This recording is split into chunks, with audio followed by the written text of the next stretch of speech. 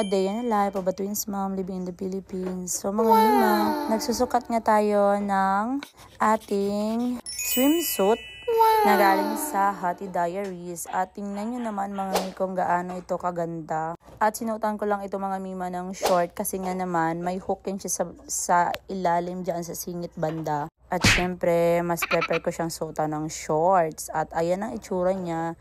Meron siyang ganyan sa harap. At alam niyo mga mima, ang ganda niyaan. Tingnan niyo, o diba? At ganyan siya sa likod, o diba? Ma-adjust yung likod niyan mga mima. So, talaga napakaganda ng swimsuit or bodysuit. Aywan ko kung anong tawag dyan. Basta yun na yun siya mga mima. At fast forward tayo mga mima. Andito na kami sa loob ng sasakyan. Dahil nga papunta kami ng Tagkawayanan. Dahil maliligo kami doon. Kasama ng aking mga kiddos. At syempre mga mima, dumaan kami dito kasi nga naman nagpadagdag kami ng hangin sa aming tire. Kasama namin si Kuya Biboy, ang aking pamangkin. At kung mapapansin nyo mga mima, sobrang saya ng aking mga anakis dyan kasi nga naman medyo matagal-tagal na kaming hindi nakakapag-dagat. So ayan.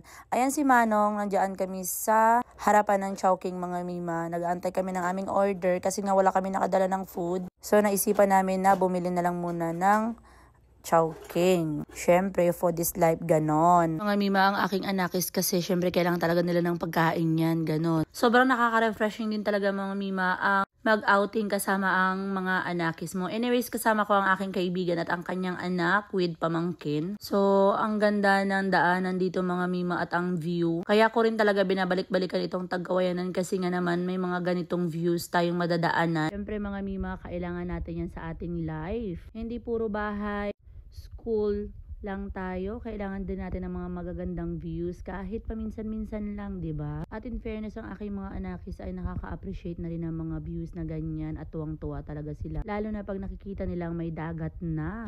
Hindi ko nga alam mga mima, parang sarena itong mga anakis ko. Pag nakakita ng tubig, abay tuwang-tuwa. Tingnan nyo naman mga mima, pag dito na tayo sa dagat, 'di ba? Talagang nakaka-refresh yung ambience dito mga mima. Hindi ka na magtataka mga mima na ang aking anak ay kala mo naman 1 taong hindi nakaligo ng dagat. At ang kagandahan pa nito mga mima, hindi na sila natatakot sa mga alon-alon. Nga dati takot na takot sila, pero ngayon talagang nag-i-enjoy na sila. At isa pang nagustuhan ko dito sa Tagkawayanan mga mima, hindi masyadong crowded. Kaya talagang ang ganda dito, promise. Kung mapapansin nyo nga sa aking page ay lagi kami dito sa dagat na ito dahil ito nga ang aking favorite spot.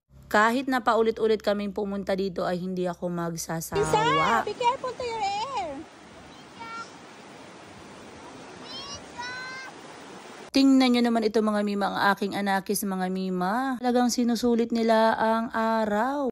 Pero ang kagandahan mga mima, hindi masyadong mainit ngayon kaya hinahayaan ko lang sila. Tingnan nyo naman ang dalawa doon sa dulo, si Kuya Biboy at si Ivy. Sila talaga ang mag-best friend. So kung mapadaan man ito sa iyong wall, naku mima, sign mo na para magdagat. At kung dito ka sa Puerto Princesa, pasyalan mo na ito dito sa Tagkawayanan mga mima, hindi ka magsisisi. So yun lang muna for today's video mga mima. Bye!